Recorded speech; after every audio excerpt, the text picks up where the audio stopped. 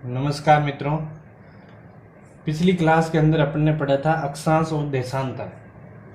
अक्षांश कैसे हो, देशांतर किस टाइप के और कितने देशांतर हैं। 180 अक्षांश और 360 डिग्री 360 देशांतर रेखाएं होती है, ये अपन ने पढ़ा था। और अक्षांश और देशांतर के अंदर पूरी डिटेल अपन ने पढ़ ली थी।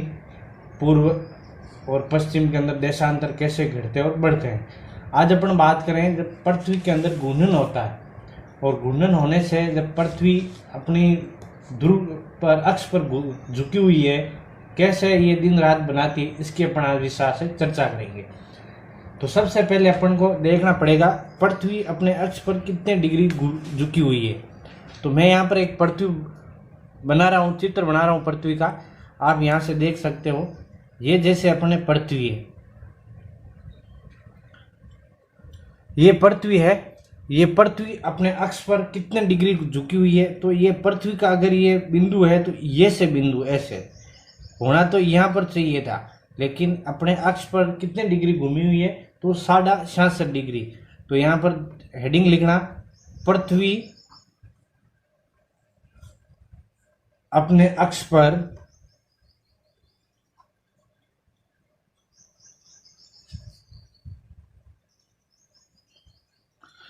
पृथ्वी अपने अक्ष पर 66.5 डिग्री झुकी हुई है। कितनी डिग्री है? 66.5 डिग्री झुकी हुई है।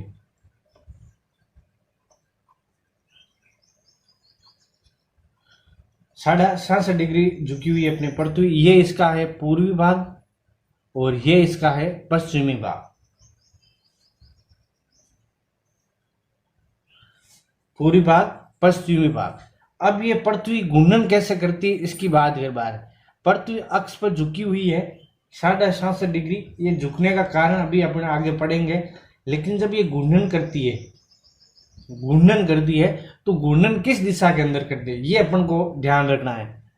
तो घूर्णन करती है पृथ्वी अपने पश्चिम से पूर्व की ओर, पश्चिम से पूर्व की ओर ही घूर्णन करती है। एक एक पॉइंट अपन आराम से समझेंगे। तो घूर्णन लिखना यहाँ पर, घूर्णन कैसे करती है, ये पश्चिम से पूर्व की ओर। एक वर्ड याद रखना आपको, अगर ये याद नहीं रहे, कौन सा वर्ड? पै और पू। पै पू। पे का मतलब होता है पश्चिमी, पे से मतलब पूर्व। पे का मतलब पश्चिमी और पे का पूर्व, यानी पहला जो वर्ड आया हुआ पश्चिम से पूर्व की ओर, पश्चिम से पूर्व की ओर। इसको थोड़ा सा मुझको ध्यान रखना। इस घूर्णन को क्या कहते हैं? ये घूर्णन क्या है पहले अपन देखेंगे। घूर्णन, मैंने घूर्णन तो बढ़ा दिया कि पश्चिम से पूर्व की ओर। घूर्णन का मतलब है पृथ्वी का अपने अक्ष पर घूमना। क्या मतलब है? पृथ्वी का अपने अक्ष पर घूमना क्या कहलाता है? घूर्णन कहलाता है। अब एक घूर्णन कितने टाइम के अंदर पूरा होता है? तो 23 घंटे। एक घूर्णन के बता रहा हूं। तो पृथ्वी अपना एक घूर्णन है वो कितने टाइम के अंदर पूरा करती है? तो एक घूर्णन पूरा करती है 23 घंटे 56 मिनट और 4 सेकंड। 4 सेकंड के अंदर अपनी पृथ्वी, जिसको अपन बोलते हैं लगभग 24 घंटे, लगभग 24 घंटे। और अपन ने एक 24 घंटों के अंदर अपन दिन रात बना, दिन रात 24 घंटों का एक दिन रात होता है। तो अपन इसकी बात करते हैं। तो पृथ्वी अगर एक्चुअल टाइम पूछ लो 23 घंटे 56 मिनट 4 सेकंड ही है, लेकिन अपन इसको कितने घंटे करते हैं?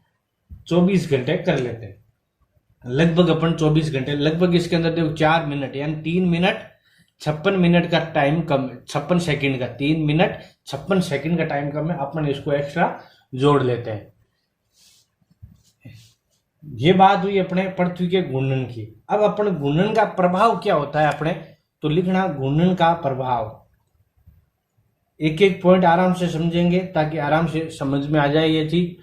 घूर्णन से प्रभाव क्या है? जो घूर्णन करता है तो इस घूर्णन से प्रभाव क्या होता है? तो इस घूर्णन की वजह से अपन को क्या बनते हैं? दिन रात बनते हैं। दिन रात। जब पृथ्वी अपने घूर्णन करती है तो दिन रात होता है किसकी वजह से? घूर्णन की वजह से ही होता है। मौसम का परिवर्तन होता है। मौसम कैसे परिवर्तन, वो भी किससे होता है, घूर्णन के वजह से ही होता है। दो चीज इंपॉर्टेंट है, ये चीज जरूर लिखना आप। अपन अपने सिर्फ पृथ्वी का घूर्णन देख रहे हैं, इसके बाद अपन देशांतर से टाइम कैसे निकाल जाता है उसकी भी बात करेंगे, कैसे टाइम बढ़ता है पूर्व के अंदर पश्चिम के अंदर। पहले अपने पृथ्वी की बेसिक चीज है इसकी बात कर लेते हैं। तो ये बात करिए, अपने पृथ्वी अपने अक्ष पर 67.5 डिग्री झुकी हुई है। पृथ्वी घूर्णन करती है पूर्व पश्चिम से पूर्व की ओर। एक वर्ड लिखा है मैंने पप्पू है, ये वर्ड अपने पृथ्वी घूर्णन में बहुत काम आएगा। पृथ्वी अपने अक्ष पर घूमता है तो एक चक्कर कितने दिन पूरा करता है, कितने घंटे के अंदर, 23 घंटे 56 मिनट और 4 सेकंड के अंदर पूरी करती है। लगभग अपने इसको बोलते हैं 24 घंटे। फिर अब घूर्णन का प्रभाव दिन रात किससे बनते हैं, घूर्णन की वजह से बनते हैं। और मौसम का परिवर्तन वो भी किससे होता है, घूर्णन की वजह से होता है। अब अपन देखेंगे थोड़ा सा पृथ्वी, पहले अपन टाइम पीरियड देख लेते हैं, टाइम पीरियड कैसे निकाला जाता है। इसके बाद अपन बात करेंगे कि ये घूर्णन का प्रभाव है तो कब बसंत ऋतु बनती है, बसंत विषुव बनती है, कब शरद विषुव बनती है, कर्क रेखा पर कब अपना सूर्य आता है, मकर रेखा पर कब दिन रात कब बराबर होते हैं, इसकी बात करेंगे। पहले अपन बात कर लेते हैं ये टाइम पीरियड कैसे निकाला, एकदम इजी तरीके से बताऊंगा। तो शुरू करते हैं अपन। देखो पृथ्वी अपने अक्ष पर मैंने बताया आपको लगभग 24 घंटे के अंदर घूमती है। 24 घंटे के अंदर एक घूर्णन पूरा करती है। मतलब मैंने 24 घंटे के अंदर गणित तो यहाँ पर अगर टाइम देखें तो अपने कितने डिग्री है घूमती है, तो 360 डिग्री घूमती है। कितनी डिग्री, 360 डिग्री घूमती है। 24 घंटे के अंदर कितनी घूमती है पृथ्वी, 360 डिग्री घूमती है। क्योंकि 360 देशांतर है तो 360 डिग्री घूमती है। अगर ये बात करें अपन 1 घंटे की निकालेंगे कि 1 घंटे के अंदर पृथ्वी कितनी डिग्री घूमती है, तो अपन क्या करेंगे 360 के अंदर 24 का भाग देंगे तो अपन कितना आएगा 15 डिग्री। मतलब पृथ्वी को 1 घंटे के अंदर 15 डिग्री घूम जाती है। 1 घंटे के अंदर 15, तो यहां पर लिखना 1 घंटा बराबर 15 डिग्री। तो पृथ्वी अपने अक्ष पर 1 घंटे के अंदर कितना डिग्री घूमती है, तो 15 डिग्री घूम जाती है। अब इसके अंदर टाइम जोन की बात आती है। अगर अपन इसको मिनट के अंदर निकालें, मिनट के अंदर, तो अपन क्या करेंगे 1 घंटा के अंदर कितने मिनट होते हैं 60, तो मिनट के हिसाब से देखें मिनट, तो 1 घंटे के अंदर कितने मिनट होते हैं 60, तो 60 बटा अपन करेंगे 15, तो 1 डिग्री के अंदर कितने आएगा, 1 डिग्री घूमने के लिए कितना टाइम लेगी, तो ये आएगा अपने 4, 15 चौका 60 यानी 4 मिनट।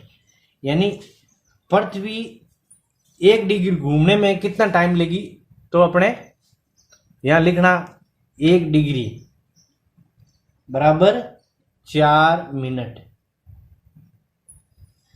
1 डिग्री बराबर कितने मिनट है, 4 मिनट है। ये इंपॉर्टेंट है और टाइम निकालने के लिए यही काफी है। अपने 1 डिग्री घूमने के लिए पृथ्वी को मिनट पूछ ले तो कितने लगेंगे 4 मिनट।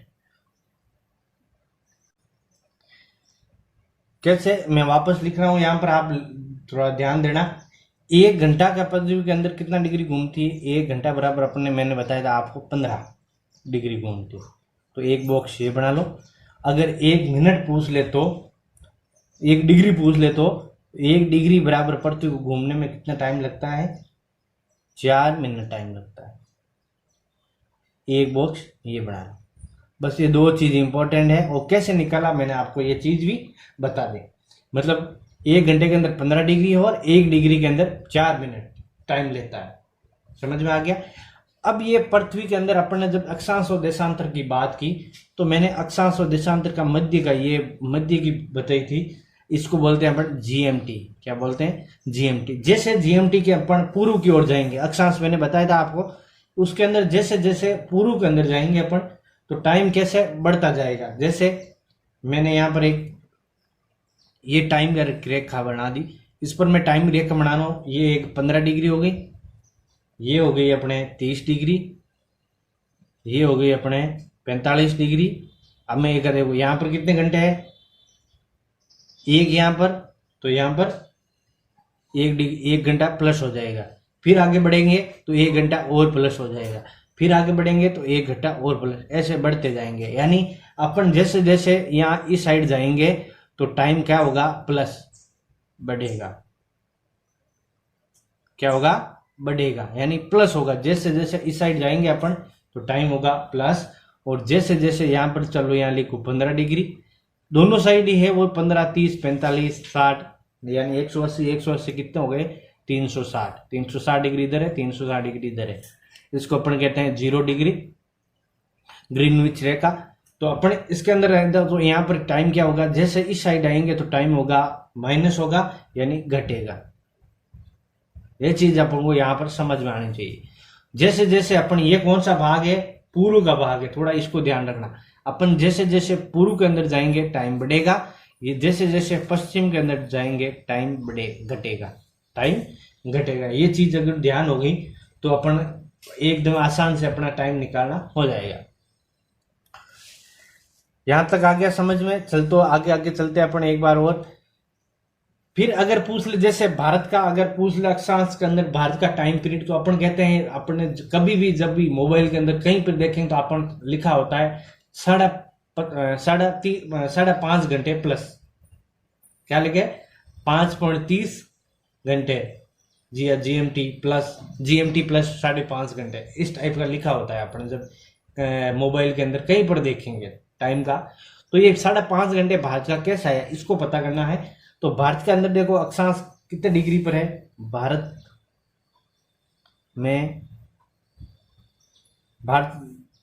का अक्षांश कैसे निकाला, तो भारत के अंदर 82.5 डिग्री रेखा है, 82.5 डिग्री।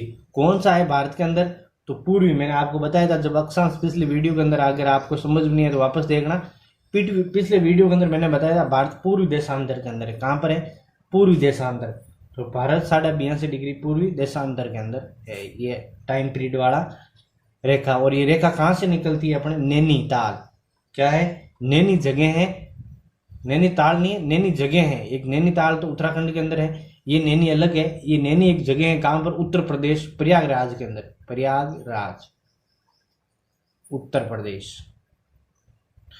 प्रदेश प्रयागराज के अंदर ये रेखा निकाली गई है भारत के अंदर, 82.5 डिग्री पूर्वी देशांतर, जिसको अपन कहते हैं भारतीय मानक समय रेखा। क्या बोलते हैं, भारतीय मानक समय रेखा बोलते हैं इसको। 82.5 डिग्री क्या है, भारतीय मानक समय रेखा है। कहां से निकलती है, नैनी, प्रयागराज, उत्तर प्रदेश से, यूपी से। कहां से निकलती है, यूपी से। अब ये 82.5 डिग्री है, तो इसको अपन कैसे टाइम पीरियड, तो 1 डिग्री मैंने बराबर क्या बताया, 4 मिनट बताया। 1 डिग्री बराबर 4 मिनट। ये कितने डिग्री है, 82.5। तो अपन इससे लिखते हैं 82.5 डिग्री। कितनी है, 82.5। 1 डिग्री बराबर क्या बताया मैंने, 4 मिनट। 1 डिग्री बराबर 4 मिनट बताया। तो पहले तो इसको 82 डिग्री है, तो पहले 82 को 4 से गुणा करो। 82 को 4 से गुणा करो, मतलब 1 मिनट, 1 डिग्री घूमने में 4 मिनट लेगा, तो 82 डिग्री घूमने के अंदर कितना मिनट लेगा। तो इसको अपन जैसे 4 से गुणा करेंगे तो कितना आएगा, 328। कितना आया, 328। 1 डिग्री घूमने के लिए 4 मिनट लगता है, तो 82 डिग्री घूमने के लिए कितना टाइम लेगा, 328 मिनट लेगा। फिर भी आधा और पड़ा है, तो 0.5 घूमने के लिए और कितना टाइम लगेगा, 2 मिनट और लगेंगे। कुल 82.5 डिग्री के अंदर कितना टाइम आता है, तो 28 और यानी 330 मिनट लेते हैं। अब 330 को अपन, ये तो है मिनट, इसको अगर घंटे के अंदर परिवर्तन करें तो कैसे करेंगे, तो 330 भाग अपन जैसे घंटे का, यानी 1 घंटे के अंदर 60 मिनट भाग देंगे, कितना आएगा, 5.5 घंटे। 5.5 घंटे आ गया। अब ये 5.5 अपन क्या करेंगे, तो 0 डिग्री यहाँ पर जीएमटी का टाइम क्या निकाला आपने, 0। वहां पर ग्रीनविच रेखा पर टाइम क्या है, 12 है। तो 12 के अंदर जैसे अपन 5.5 जोड़ेंगे तो क्या आएगा, 5.5, यानी 0 से। अब जैसे ये ग्रीनविच रेखा के अंदर कितना टाइम है और भारत के अंदर कितना टाइम है, तो अपन जोड़ते हैं 5.5 घंटा प्लस करते हैं, 5.5 घंटा प्लस। जैसे अगर इस ग्रीनविच रेखा पर 12 बजे हैं, तो भारत के अंदर कितने बजेगी, तो 5.5 बजेगी। कितने बजेगी, 5.5। यहाँ पर अगर 1 बजे हैं, तो भारत के अंदर कितने बढ़ेगी, 6:30 बजेंगे। इस टाइम जैसे जैसे अपन इसको सिर्फ 5.5 जोड़ना है। और टाइम पीरियड अपन को अगर कहीं का भी देशांतर दे रखा है, कहीं का भी, वहां पर देशांतर पर यह भी लिखा होना चाहिए क्वेश्चन के अंदर, पूर्वी या पश्चिमी। क्योंकि पूर्व और पश्चिम से अंदर आप जैसे जैसे पूर्व के अंदर जाओगे टाइम पीरियड प्लस होगा, जैसे जैसे पश्चिम के अंदर जाओगे टाइम पीरियड माइनस होगा। तो अपन को ये भी बता अब अपन को पता होना चाहिए कि कोई भी अपन देशांतर दे दे। जैसे मैं यहाँ पर और क्वेश्चन ले लेता हूं एक। यहाँ मैं एक पृथ्वी का चित्र बना रहा हूं। ये लो, पृथ्वी कैसी है अपने, गोल है। ये बड़ा चित्र बना दिया मैंने। ये क्या है, भूमध्य रेखा। क्या है, भूमध्य रेखा। एक ऊपर रेखा है, इसको अपन बोलते हैं कर्क रेखा। नीचे रेखा उसको अपन बोलते हैं मकर रेखा। क्या बोलते हैं, मकर रेखा। यहां पर लिखना, ये क्या है, भूमध्य रेखा। ये है अपने कर्क रेखा और ये अपने मकर रेखा। तीन चीज हो गई, कर्क रेखा, मकर रेखा, तीन हो गई। अब अपन इसके अंदर बात करते हैं सूर्य की। तो सूर्य यहां पर होता है सबसे पहले, जैसे सूर्य कर्क रेखा पर कब होता है, मकर रेखा पर कब होता है, ये मैं लगा रहा हूं यहां सूर्य। कब ये एकदम सीधा रहता है, इसके सूर्य एक बार यहां आएगा, क्योंकि जब पृथ्वी घूमती है तो सूर्य कभी कर्क रेखा पर, कभी मकर रेखा पर, कभी भूमध्य रेखा पर, इस टाइप होता है। तो अपन सबसे पहले बात करेंगे अपन कर्क रेखा। तो कर्क रेखा पर सूर्य कब होता है, तो 21 जून को होता है। 21 जून को यहाँ पर होता है। जब 21 जून को यहाँ पर हो अपने, तो जो प्रकाश क्या होगा, एक सर्वाधिक होगा, क्योंकि सूर्य चमक किस पर रहा है, कर्क रेखा पर। और कर्क रेखा अपन के भारत के अंदर कितने राज्यों के अंदर गुजरती है, 8 राज्यों से गुजरती है कर्क रेखा भारत। राजस्थान का पूछे सिर्फ 2 जिले हैं, डूंगरपुर, बांसवाड़ा, वहां से निकलती है। अपन आगे जब कर्क रेखा की भारत के भूगोल की बात करेंगे तो मैं बता दूंगा एकदम सिंपल तरीके से कहां कहां से ये कर्क रेखा गुजरती है। तो यहां पर बात करते हैं, ये कर्क रेखा पर सूर्य होता है अपन 21 जून को। 21 जून को, तो जब 21 जून को यहाँ पर सूर्य होगा, तो यहाँ 21 जून को यहाँ पर क्या होगा, बड़ा दिन होगा, बड़ा दिन। और रातें कैसी होगी, छोटी रातें होगी, छोटी रातें होगी। और यहाँ पर धूप ज्यादा होगी, जब अपन कहते हैं गर्मी की ऋतु या ग्रीष्म ऋतु इसको बोलते हैं। यहाँ तो यहाँ लिख सकते हो ग्रीष्म ऋतु।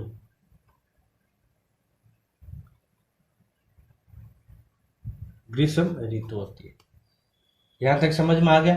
फिर बात करते हैं अपने मकर रेखा पर। तो मकर रेखा पर सूर्य कब होता है, तो ये होता है अपने 22 दिसंबर को। 22 दिसंबर को अंदर मकर रेखा पर होती है। तो मकर रेखा पर जब ये सूर्य होगा, तो यहाँ मकर रेखा के अंदर बड़ा दिन छोटी रात होगी, और कर्क रेखा पर क्या होगा, बड़ी रात और छोटा दिन। तब वहां पर अपने क्या होते हैं, सर्दी होती है। समझ में आ गया यहाँ पर। फिर जब सूर्य ये घूम के वापस जब एकदम लंबवत चमकता है, लंबवत, यहाँ पर ये एक बार तो यहाँ पर होगा सूर्य, एक बार यहाँ पर होगा सूर्य। ये दोनों कब होते हैं, लंबवत। तो लंबवत सूर्य होता है, एक होता है 21 मार्च को।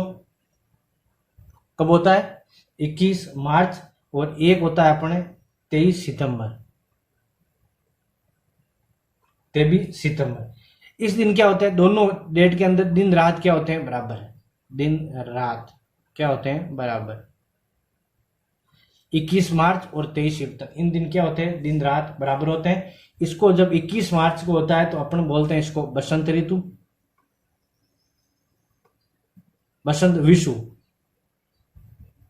और 23 सितंबर को होता है जब ये सीधा, तब उसको बोलते हैं शरद ऋतु, शरद विषु। ये दो चीज अपन को ध्यान रखना है। इसको अपन एक डायग्राम और से समझ लेते हैं। यहां तक आपको आ गया तो एक डायग्राम और मैं समझा के आप, ये क्या अपने सूर्य पृथ्वी घूर्णन करती है, तो मैं यहां लिख रहा हूं छोटा सा सूर्य। अब सूर्य ये पृथ्वी एक बार तो कहां है, यहां पर। ये क्या है, कर्क रेखा पर। एक बार क्या है, कर्क रेखा पर। ये अपने कर्क रेखा है, कर्क रेखा। एक बार कहां होगी, मकर रेखा पर। ये है पृथ्वी, और कहां पर है, ये सूर्य मकर रेखा पर है। फिर एक बार का होगी 21 मार्च को सीधा चमकता है, एक बार ये सीधा चमकता है। इस चित्र से शुरू भी आप आसानी से समझ सकते हो। देखो एकदम आसान समझ में आ जाएगा इससे।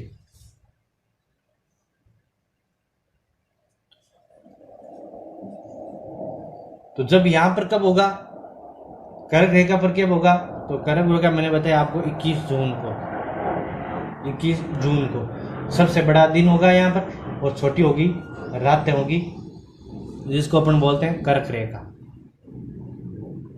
मकर रेखा पर कब होगा,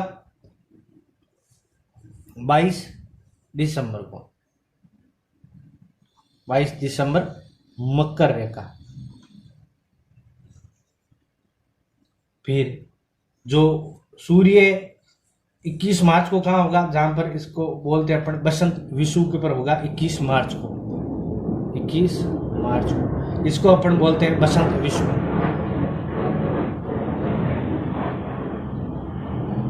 इसको यहाँ पर क्या होंगे, दिन रात बराबर, ये लिखना दिन रात बराबर। एक क्वेश्चन आ रखा है, इसको एक नाम दे रखा है, क्या नाम देगा है, स्प्रिंग इक्विनॉक्स। क्या दे रखा है, स्प्रिंग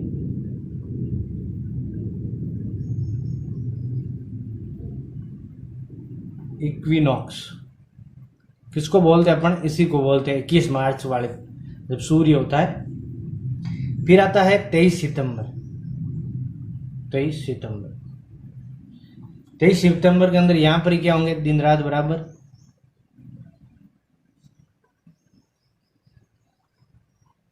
दिन रात क्या होंगे, बराबर। और अपन इसको बोलते हैं, मैंने बताया आपको, शरद विषुव, शरद विषुव। ये थी अपनी इसकी बात कि सूर्य कर्क रेखा पर मकर रेखा पर कब होता है, उसकी इसको क्या कहा जाता है। यहां पर आपको समझ में आ गया होगा। फिर एक चीज और अपन को लिखनी होगी, सूर्य चंद्रमा और पृथ्वी इन तीनों के बीच के अंदर क्या है, क्या रिलेशन होता है, अपन उसकी बात करते हैं। तो यहां पर पॉइंट लगा के लिखना आप पहले, ये direct point two point question पूछे जाते हैं। जब सूर्य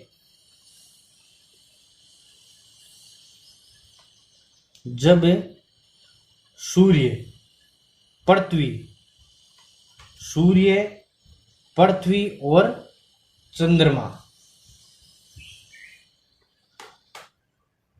सूर्य पृथ्वी और चंद्रमा तीनों एक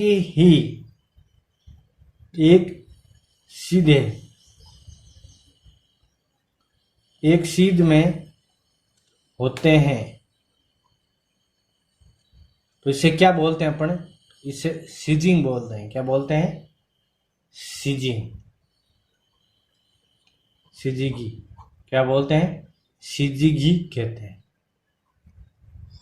और ये महीने में कितने बार होता है, महीने में ये होता है 2 बार। कितनी बार होता है, महीने में 2 बार होती है।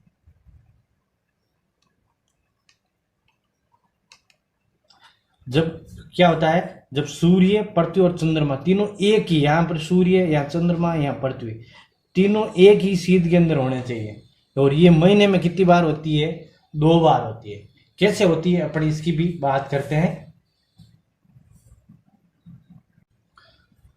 तो महीने में 2 बार होती है, कौन, सूर्य पृथ्वी और चंद्रमा। यहाँ पर सूर्य आ गया, यहाँ पृथ्वी आ गई, और यहाँ चंद्रमा, तीनों एक सीध के अंदर महीने में कितनी बार होती है, 2। कैसे कब होती है, एक होता है जब पहला कब होती है, जब सूर्य एवं चंद्रमा,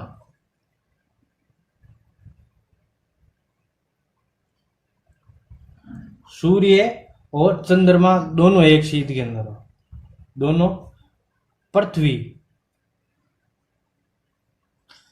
सूर्य और चंद्रमा दोनों है ना, एक सूर्य और चंद्रमा दोनों क्या है, पृथ्वी के एक और हो जाना, एक और होते हैं। मतलब यहां पर सूर्य और यहां पर चंद्रमा और यहां पर है पृथ्वी, ये दोनों एक साइड हो जाते हैं। महीने के अंदर एक बार ये चीज होती है, और इसको क्या कहते हैं अपन, इसे युति कहते हैं। क्या कहते हैं, युति।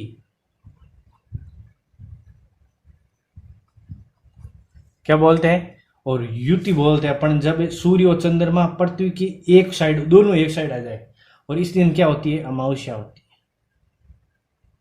क्या होती है, अमावस्या। हर महीने के अंदर अमावस्या आती है, हिंदू महीने के अनुसार अमावस्या आती है। दूसरी आती है जब पृथ्वी के एक और सूर्य, एक और क्या हो जाता है, सूर्य, और दूसरी ओर चंद्रमा होता है। कैसे, ये पृथ्वी अब की बार कहां आ जाएगी, बीच के अंदर आ जाएगी। ये आ गई पृथ्वी, एक साइड क्या आ गया, सूर्य, और एक साइड क्या आ गया, चंद्रमा। चंद्रमा, और इसको क्या कहते हैं अपन, इसको कहते हैं वियुति, वियुति कहते हैं। और इस दिन क्या होती है, पूर्णिमा होती है। पूर्णमासी बोलते हैं इसको। ये अपन इसको एक वर्ड नाम दे सकते हैं, क्या, पूर्णिमा। यानी महीने के अंदर कितनी बार होती है ये चीजें, 2 बार होती है। कैसे, एक साइड तो जब सूर्य चंद्रमा दोनों आ जाए, या बीच के अंदर पृथ्वी और एक साइड आ जाए सूर्य और चंद्रमा, इसको बोलते हैं, एक होती है अमावस्या, एक होती है अपने पूर्णिमा। अब आपको पता चल जाएगा अमावस्या क्या और पूर्णिमा का क्या। ये हिंदू महीने के अनुसार है, हिंदू महीने के अनुसार इस टाइप को इसको गिना जाता है। फिर आता है बात अपने कर्क रेखा और मकर रेखा की। ये अपने, मैंने एक सिंपल चीजें थी जो कभी कभार क्वेश्चन पूछी जाती है, युति क्या है और वियुति क्या है। अब अपन और क्वेश्चन इसके अंदर देखते हैं। कर्क रेखा और मकर रेखा अपन ने अभी पढ़ी थी, तो एक नोट लगा के और लिखना, कर्क रेखा वे मकर रेखा, कर्क रेखा और मकर रेखा के मध्य का भाग क्या कहलाता है, भाग उष्ण कटिबंध कहलाता है। क्या कहलाता है, उष्ण कटिबंध। दोनों का मध्य का भाग उष्ण कटिबंध, जबकि दोनों ओर जो 23.5 डिग्री से 67.5 डिग्री के मध्य का भाग है वो क्या कहता है, शीतोष्ण। अब आपको यहां से पता चल जाएगा उष्ण क्या है, शीतोष्ण क्या है। तो अपन को पहले था कर्क रेखा और मकर रेखा, इन दोनों के मध्य का भाग क्या है, उष्ण कटिबंध। और जबकि ये नोट लगा के लिखना, दोनों ओर, यानी दोनों ओर है, ऊपरी और नीचे भी, उत्तरी ध्रुव और दक्षिणी ध्रुव दोनों के अंदर जो 23.5 डिग्री से 67.5 डिग्री के मध्य का भाग है, शीतोष्ण कटिबंध होता है। क्या होता है, शीतोष्ण कटिबंध। इससे आपको पता चल जाएगा कौन सी चीज कहाँ है। कैसे, अभी मैं आपको एक डायग्राम से शुरू समझा देता हूं कि ये चीज अपनी पृथ्वी है, इसके अंदर ये भूमध्य रेखा है, यहाँ 23.5 डिग्री कर्क रेखा है और यहाँ 3.5 मकर रेखा। जो इन दोनों के मध्य का भाग है, इन दोनों के, ये क्या भाग मैंने बताया आपको, उष्ण कटिबंध। ये 23 डिग्री, यहाँ पर एक 66 डिग्री रेखा है, ये कौन सी है, 66 डिग्री, ये है 23 डिग्री। ये भाग एक, तो ये भाग, और एक है यहाँ पर 66 डिग्री, तो एक ये भाग, ये दोनों क्या कहलाते हैं, शीतोष्ण कटिबंध कहलाते हैं। लगभग पृथ्वी पूरी आ गई, ये होगी, ये बच्चा है खाली, ये भाग और ये भाग। समझ में आ गया। अब शीतोष्ण किसको बोलते हैं, उष्ण किसको बोलते हैं, ये चीज आपको समझ में आ गई होगी। अब अपन देखता है जो पृथ्वी सूर्य से सबसे दूर कब होती है और पृथ्वी सूर्य के सबसे पास कब होती है, ये भी चीज अपन एक नोट बना के लिख लेते हैं। तो एक नोट लगा के और लिखो यहाँ पर। पहले मैं आपको पूरे डायग्राम से समझाया था, अब मैं नोट लगा के आपको हर चीज जो क्वेश्चन कैसे पूछे जाते हैं ये। तो सूर्य, पहला नोट लगना, सूर्य की परिक्रमण के दौरान, सूर्य की जब परिक्रमा करती है पृथ्वी दौरान, सूर्य की परिक्रमण के दौरान पृथ्वी सूर्य से सबसे दूर कब होती है? सबसे दूर 4 जुलाई को होती है। कब होती है? 4 जुलाई को। जो भी गई है 4 जुलाई, इस दिन को 4 जुलाई को होती है। और इसको अपन क्या कहते हैं? अपसौर कहते हैं। क्या बोलते हैं? अपसौर कहते हैं। अब तो अपसौर क्या है, ये चीज आपने कहीं पढ़ी होगी या नहीं पढ़ी होगी, तो ये मैंने एक सिंपल तरीके से बताया आपको। सूर्य की परिक्रमण के दौरान पृथ्वी सूर्य से दूर कब होती है? 4 जुलाई को होती है, सबसे दूर। और सबसे अगर समीप या पास कब होती है? और लिखो यहाँ पर, सबसे समीप, जिसको अपन बोलते हैं पास, कब होती है? 3 जनवरी को होती है। 4 जुलाई को तो सबसे दूर, और 3 जनवरी को सबसे पास होती है। इस चीज को अपन कहते हैं अपसौर। अपसौर कहते हैं। ये चीज 2 थी, अपने इसको भी एक सिंपल तरीके से, अपसौर क्या कुछ आ जाए, अपसौर, उपसौर, और सीजन क्या है, व्युति क्या है, ये चीज अपन को मैंने एक सिंपल तरीके, व्युति, इसके बारे के अंदर अपन ने नोट लगा के समझ लिया। पहले अपन ने पूरी डायग्राम से समझा, फिर नोट करा के समझा। इससे सिंपल होता है अपने अक्षांश और देशांतर। अब अक्षांश और देशांतर सिर्फ अपने, जैसे अपन राज्य पढ़ रहे हैं, कोई भारत का भूगोल पढ़ रहे हैं, तो सिर्फ वो चीज रहा है, बाकी अपने अक्षांश और देशांतर पूरे हो गए। अब अपन जैसे ही करेंगे राजस्थान का इतिहास शुरू, तो अपन सीधा अक्षांश पढ़ना नहीं पड़ेगा, यहाँ तक अपने अक्षांश किया हुआ है। सीधा अक्षांश और देशांतर के मध्य भारत की स्थिति या राजस्थान की स्थिति दर्शानी पड़ेगी। तो अब अक्षांश और देशांतर यहाँ तक होता है अपने पूर्ण, एक एक पॉइंट लगा के मैंने आपको पूरी तरह समझा दिया है। फिर भी आपको कोई डाउट हो तो आप मुझे कमेंट्स करना, आपको और अच्छे से मैं आपको उसको जवाब मिल जाएगा। तो ये थी अपनी आज की क्लास, जिसके अंदर मैंने अक्षांश और देशांतर आपको एक अच्छी तरह समझा दिया है। तो अब मिलते हैं अपन नेक्स्ट क्लास के अंदर, जिसके अंदर अपन भारत के भूगोल या राजस्थान के भूगोल के अंदर और विस्तार से चर्चा करेंगे। तो मिलते हैं अपन नेक्स्ट क्लास के अंदर, तब तक लिए आप सभी का जय श्री कृष्ण।